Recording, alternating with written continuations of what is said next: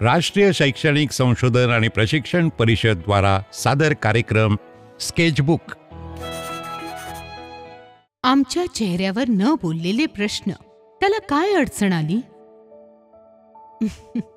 माझ्या आजोबांना 2 मुले आहेत. एक माझे वडील आणि दुसरी माझी आत्या.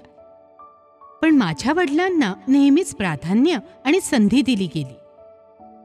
एकीकडे वडील चांगले शिक्षण घेऊन शहरात नोकरी करू लागले, तर तिथेच दुसरीकडे माझ्या आत्याचे लग्न गावात झाले आणि आत्याने तिच्या मुलाला म्हणजे चेतनला शिक्षण मिळावे म्हणून शहरात राहणाऱ्या त्याच्या काकीकडे पाठवले. ऐका, भांडी टेबलावर ठेवा. पप्पा, आत्या आणि चेतन कधी येणार आहेत खरी? बस येतच असतील बाळा. काकीकडे जेव्हापासून राहायला गेले इतका छान झाला आहे. चेतन, काय झालंय याला? हा प्रश्न आम्हा सर्वांच्या चेहऱ्यावर होता.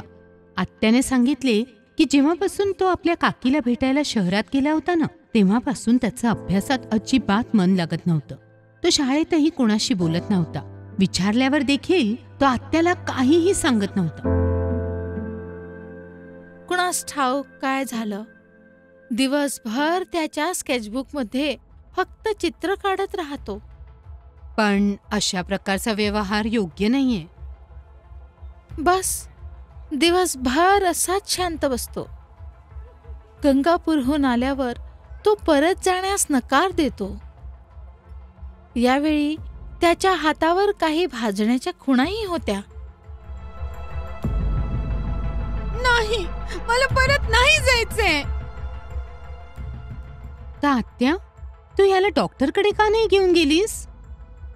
गावातील ओझ्याकडे नेले होते, पण झाडं लावून काही फायदा झाला नाही. ओ हो आत्या, किती दिवस या अंधश्रद्धेत जगणार आहेस तू? तू याला लागलीच डॉक्टरकडे घेऊन जा. ठीक आहे, तर उद्या आपण डॉक्टरकडे जाऊ. काही वेळ चेतनशी बोलल्यावर डॉक्टर म्हणाले, चेतनने सांगितलं की त्याची काकी त्याला खूप मारते, त्यामुळे त्याच्या मनात भीती बसली आहे. तुम्ही त्याला चांगल्या मानसोपचार तज्ञाकडे घेऊन जा. औषधाबरोबरच त्याला मानसिक आणि भावनिक आधाराचीही गरज आहे. त्याचा बदलणारा स्वभाव तुम्हा लोकांना कळायला हवा होता.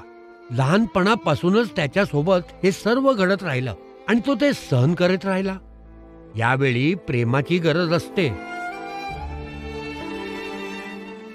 3-4 महिन्यातच चेतनच्या प्रकृतीत सुधारणा होऊ लागली. त्याच्या चेहऱ्यावरून हळूहळू भीती ओसरू लागली. आता आत्याने त्याला पुन्हा काकीकडे न पाठवायचं ठरवलं आणि त्याला गावातल्याच शाळेत दाखल देखील करून घेतले.